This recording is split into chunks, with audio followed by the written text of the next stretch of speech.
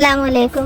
اللہ کی کتابوں پر ایمان لانا، اس کی تمام کتابوں کو حق سمجھنا اور اس کے قائل ہونا کہ اس نے اپنے بندوں کو ہدایت کے لیے مختلف پیغمبروں پر مختلف کتابیں نازل فرمائی ہیں اور ان میں جو کچھ ہے سب حق ہے۔ اللہ نے جس نے کتاب پر جس وقت عمل کرانا چاہا اپنے بندوں کو حکم دیا، اور اب اس نے قیامت تک صرف اپنی آخری کتاب قرآن مجید کو عمل کے لیے تجویز فرمایا ہے، جو آخری نبی حضرت فخر عالم محمد رسول اللہ صلی اللہ علیہ وسلم پر نازل فرمائی۔ اللہ کے پیغمبروں پر ایمان لانا کہ اللہ نے اپنے بندوں کی ہدایت کے لیے بڑی تعداد میں پیغمبر بھیجے ہیں، ان سب پر ایمان رکھتا ہوں، یعنی سب کو اللہ کا پیغمبر مانتی ہوں۔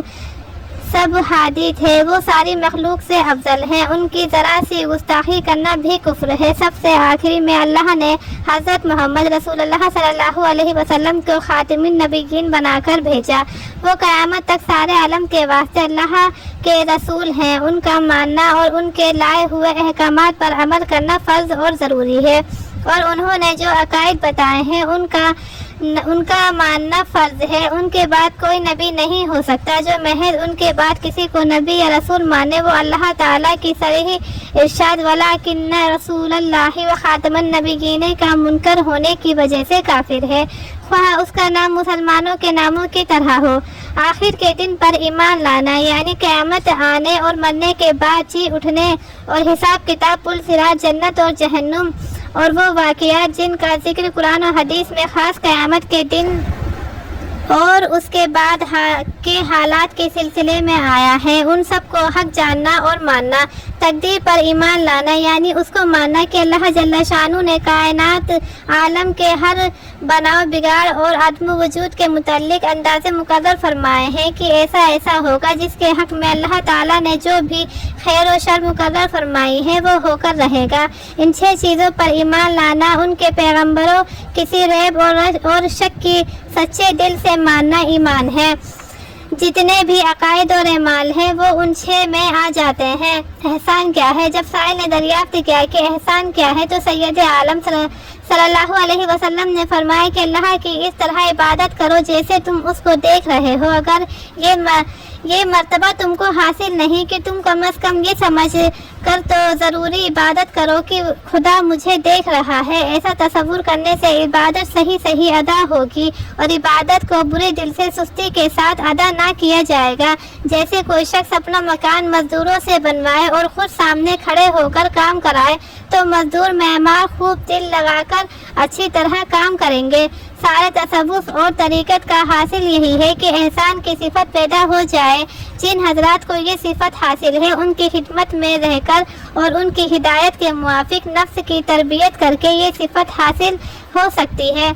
قیامت کی چند نشانیاں۔ اس کے بعد اس سائل نے عرض کیا کہ قیامت کب آئے گی؟ تو اس کے جواب میں آپ نے فرمایا کہ اس سلسلے میں اور تم برابر ہیں۔ اس نے دوبارہ سوال کیا کہ اس کی نشانیاں بتا دیجیے، تو آپ نے قیامت سے پہلے ہو جانے والی بے شمار نشانیوں میں سے 2 نشانیاں بتا دی۔ اول یہ کہ عورتیں ایسی لڑکیاں جنیں گی جو اپنی ماں پر سرداری کریں، یعنی ایسے ناجہاز اولاد پیدا ہونے لگے جن کے اخلاق بہت گرے ہوئے ہوں گے، جو اپنے ماں باپ پر حکم چلائے اور ان کو غلاموں کی طرح حکم دے کر کام کرائے، جیسا کہ آج کل ہم اپنی آنکھوں سے دیکھ رہے ہیں۔ لڑکی کو بطور مثال ذکر فرمایا ہے، ورنہ اس سے لڑکا لڑکی دونوں مراد ہیں۔ اسی طرح ماں کا ذکر بھی بطور مثال ہے، کیونکہ ماں حسن سلوک اور فرما برداری کی سب سے زیادہ مستحق ہے۔ جو اس کے ساتھ حاکمانہ برتاؤ کرے وہ دوسروں کے ساتھ کس طرح شرافت اور تہذیب سے پیش آ سکتا ہے۔ ان تلیدہ الامۃ ربہا کے اور معنی بھی بیان کیے گئے ہیں، جو حدیث وفقہ کے مباحث جاننے پر سمجھ میں آ سکتے ہیں، عوام کو ان کا سمجھنا مشکل ہے، اس لیے ترک کر دیا گیا ہے، اور جو معنی بیان کیے ہیں زیادہ واضح ہیں۔ عمارتوں پر فخر کرنے کا رواج۔ قیامت کی دوسری نشانیاں۔ حضرت صلی اللہ علیہ وسلم نے یہ بتایا کہ ننگے پیر پھرنے والے اور ننگے بدن رہنے والے اور تنگ دست لوگ، جن کے پاس تن ڈھانکنے کو نہ کپڑا ہو اور نہ پیر میں ڈالنے کو جوتا ہو، اور بکریاں چرانے والے اونچے مکانات بنا کر فخر کرنے لگیں گے۔ اس کے 2 مطلب ہو سکتے ہیں، ایک یہ کہ انقلاب و رونما ہوگا اور ایسی تنگ دست لوگ جن کے پاس تن ڈھانکنے کو کپڑے نہ ہوں اور پیر میں ڈالنے کو جوتا نہ ہو اور ان کا گزارا دیہاتی زندگی پر ہو، بکریاں چرا چرا کر اگر گزارا کرتے ہوں، ان کے پاس مال کی فراوانی ہو جائے گی اور اپنی کم سمجھی کی وجہ سے ان کے نزدیک اس مال کا مصرف بس اس سے زیادہ نہ ہوگا کہ اسی مٹی اور غارے میں لگا کر مکانوں کو بلندیوں پر فخر کریں۔ دوسرا مطلب یہ ہو سکتا ہے کہ اپنے تنگ دست اور فقیر ہوتے ہوئے بھی ان کے پاس جوتا اور کپڑا تک نہ ہوگا، بھیک مانگ کر اور بکریاں چرا کر تھوڑا بہت جمع کر کے اور پیٹ کاٹ کر بلند مکان بنائیں گے اور آپس میں فخر کریں گے۔ گنگے بہرے ننگے بادشاہ، لیکن پہلا مطلب دوسری روایات کے زیادہ قریب ہے جو حضرت ابو ہریرہ رضی اللہ عنہ سے مروی ہے۔ جب تو ننگے پیر ننگے بدن والے گنگے بہرے لوگوں کو دیکھے کہ وہ زمین کے بادشاہ بن گئے۔ اس حدیث سے معلوم ہوا کہ تنگ دست اور مفلس لوگ جو اخلاق میں اتنے گرے ہوئے ہوں گے کہ حق سننے سے بہرے اور حق کے بولنے سے گنگے ہوں گے، ان کو اقتدار مل جائے گی اور دولت ملنے پر بلند مکانات بنا کر اپنی بڑائی جتائیں گے۔